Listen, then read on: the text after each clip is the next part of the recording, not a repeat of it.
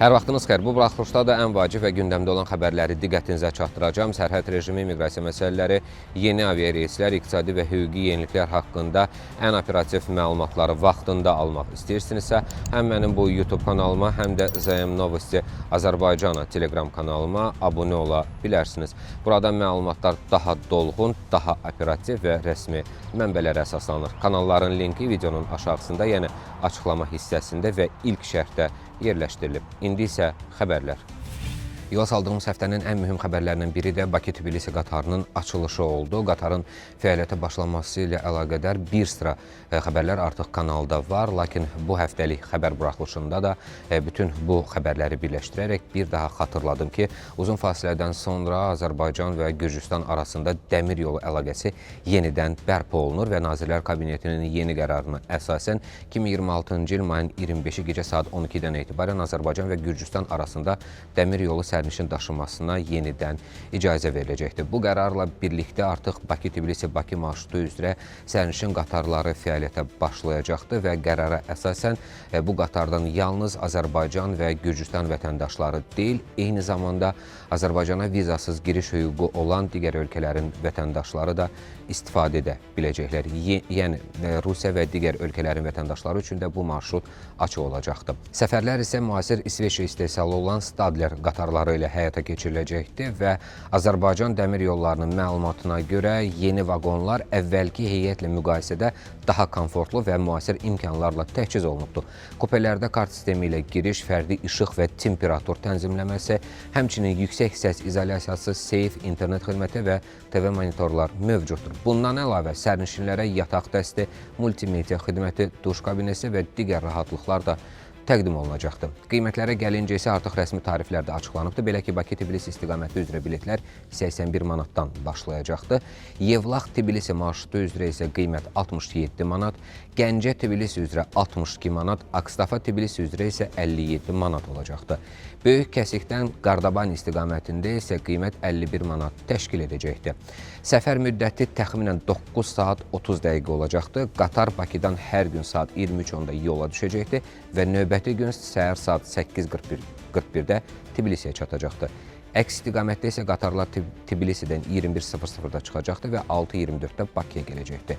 Sərhəd və gömrük yoxlamaları birbaşa qatarda həyata keçiriləcəkdir və Azərbaycan tərəfindən nəzarət Böyük Kəsik stansiyasında, Gürcüstan tərəfində isə Qardaban stansiyasında aparılacaq və hər iki məntəqədə təxminən 1 saatlıq dayanacaq nəzərdə tutulub. Və ən vacib məqamlardan biri də budur ki, Gürcüstana səfər edən Azərbaycan vətəndaşları üçün artıq səfər sığortası məcburidir. Yeni qaydalara əsasən Gürcüstana gedən şəxslər mütləq şəkildə səfər sığortası əldə etməlidirlər. Ekspertlərin sözlərinə görə bir həftəlik səfər üçün sığorta qiyməti təxminən 12 manat təşkil edir və minimum təminat məbləği 30.000 lari olmalıdır. Bu sığorta xəstəlik, bədbəxt hadisə, travma, əməliyyat xərcləri, dərmanların və digər tibbi xidmətləri qarşılayır, həmçinin yüksək baqajın itməsi halları da təminata daxildir. Sığortanı əldə etmək üçün əsas tələb olunan sənəd isə ümumi vətəndaş pasportudur. Bir sözlə, uzun fasilədən sonra Bakı-Tbilisi dəmir yolu əlaqəsinin yenidən açılması həm turistlər, həm də elə tez-tez səfər edən şəxslər üçün mühüm yenilik hesab olunur və görünür ki, yay mövsümündə bu marşrutda maraq kifayət qədər yüksək olacaqdır. 2026-cı ilin ilk rübü ərzində Rusiya 2,5 milyon əcnəbi və vətəndaşlığı olmayan şəxs daxil olub. Bu barədə Rusiya Təhlükəsizlik Şurası məlumat yayıb. Bildirilir ki, ölkəyə gələnlərin sayı ötən ilin eyni dövrü ilə müqayisədə 15% azalıb. Məlumata görə Rusiya gələnlərin təxminən 1,8 milyonunu MDB ölkələrinin vətəndaşları təşkil edir. Bu da ümumi göstəricilərin 72,4%-ni təşkil edir. 26-cı il aprelin 1-nə olan vəziyyətə əsasən Rusiyada yaşayan əcnəbilərin sayı 6,1 milyon nəfər olub ki, bu da ötən illə müqayisədə 700 min nəfər azdır. Rusiya Təhlükəsizlik Şurası müvəqqəti yaşamaq icazələri və yaşayış icazələrinin verilməsində də azalma qeydə alındığını bildirib. Cari ilin yanvar-mart aylarında 7 min nəfərə müvəqqəti yaşamaq icazəsi verilib ki, bu da ötən ilin analoji dövrü ilə müqayisədə 27,5% azdır. Verilən yaşayış icazələrinin sayı isə 27,8% azalaraq 32 minə düşüb. Eyni zamanda əcnəbilərə verilmiş yaşayış icazələrinin ləğvi ilə bağlı qərarların sayı da kəskin artıbdır. Bu ilin ilk 3 ayında 8,3 min nəfərə belə qərar qəbul edilibdir. Bu da 25-ci ilin eyni dövrü ilə müqayisədə təxminən 90% çoxdur. Bununla yanaşı Rusiyada işləmək icazəsi olan əcnəbilərin sayı 36,9% artaraq 214 min nəfərə çatıb. Onların təxminən yarısı ixtisaslı və yüksək ixtisaslı mütəxəssislərdir. Rusiya Təhlükəsizlik Şurası həmçinin bildirir ki, 24-cü ilin dekabrından 26-cı ilin aprelinə qədər ölkədə əcnəbi vətəndaşlara məxsus 10,5 milyon biometrik məlumat toplanıb. Bu müddətdə saxta sənədlərlə Rusiyaya daxil olmağa çalışan, ölkəyə girişinə məhdudiyyət qoyulan və ya axtarışda olan 56 mindən çox şəxs aşkar edilibdir. Qurumun məlumatına əsasən əcnəbilər tərəfindən törədilən cinayətlərin sayı da azalıbdır. Belə ki, bu göstərici 38,9%, cinayətlərdə iştirak edən şəxslərin sayı isə 28,1% azalıb. Ümumilikdə 26-cı ilin ilk rübündə Rusiyada əcnəbilər tərəfindən 7 mindən çox cinayət törədilib. Rusiyanın LDPR partiyasının sədri özünün Telegram kanalında miqrasiya qanunvericiliyin daha da sərtləşdirilməsi ilə bağlı təkliflərlə çıxış edibdir. Siyasətçi hökumətin əcnəbilərin Rusiya vətəndaşlığı aldıqdan dərhal sonra vahid sosial müavinəti əldə etməsini məhdudlaşdıran qərarını dəstəkləyibdir. Yeni qaydalara əsasən bu hüquq yalnız vətəndaşlıq aldıqdan 5 il sonra veriləcəkdir. Partiya sədri bildirir ki, bu addım miqrasiya siyasətində yalnız ilk mərhələdir və qanunvericiliyin daha da sərtləşdirilməsinə ehtiyac var.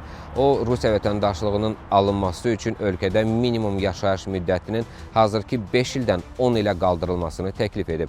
Onun fikrincə, yalnız Rusiya Müdafiə Nazirliyi ilə ən azı 2 il müqavilə əsasında xidmət etmiş şəxslər üçün sadələşdirilmiş prosedur saxlanılmalıdır. Bundan əlavə, siyasətçi vətəndaşlıq almaq istəyən şəxslər üçün hər il tibbi müayinənin məcbur olmasını da təklif edib. O bildirib ki, bu addım təhlükəli xəstəliklərin yayılmasının qarşısını almaq və narkotik asılılığı olan şəxslərin müəyyən edilməsi məqsədini daşıyır. Partiya sədri həmçinin dövlət mənzil sertifikatlarının yalnız vətəndaşlıq aldıqdan 10 il sonra verilməsini də təklif edib. O, paylaşımın sonunda qeyd edib ki, dövlət siyasətində prioritet ilk növbədə Rusiya vətəndaşlarının maraqları olmalıdır. Rusiya Dövlət Duması miqrantlar üçün vətəndaşlıq, müvəqqəti yaşamaq icazəsi və yaşayış icazəsinin verilməsi qaydalarının sərtləşdirən qanun layihəsini birinci oxunuşda qəbul edibdir. Qanun layihəsinə əsasən üzərində məhkumluğu götürülməmiş və ya ödənilməmiş hər hansısa cinayətə görə məhkumluğu olan əcnəbilərə Rusiya vətəndaşlığı, müvəqqəti yaşamaq icazəsi, yəni RVP və ya yaşayış icazəsi, yəni VNJ verilməyəcəkdir. Hazırki qaydalara görə yalnız qəsdən törədilmiş cinayətlərə görə məhkumluğu olan şəxslərə vətəndaşlıq verilmirdir. Müvəqqəti yaşamaq və ya yaşayış icazələri isə yalnız ağır və xüsusilə ağır cinayətlərə görə məhkumluğu olan şəxslərə təqdim olunmurdur. Yeni qanuna əsasən və yeni qanun layihəsi RVP və VNJ üçün müraciət zamanı əlavə tələblər də nəzərdə tutur. Belə ki, əcnəbilər məhkumluğu olub-olmaması barədə rəsmi sənəd təqdim etməlidir. Bu tələb 14 yaşdan kiçik şəxslərə şamil edilməyəcəkdir. Bundan başqa yaşayış icazəsi üçün müraciət zamanı həmin sənəd əvvəllər RVP alınarkən təqdim edilibsə, onun yenidən təqdim olunmasına ehtiyac olmayacaqdır.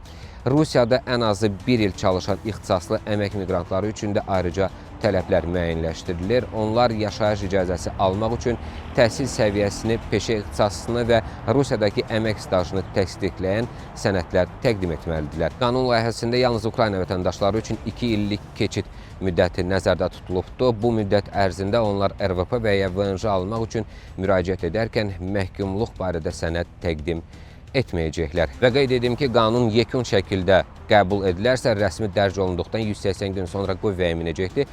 Qüvvəyə minənədək təqdim edilmiş müraciətlər isə əvvəlki qaydalar əsasında nəzərdən keçiriləcək.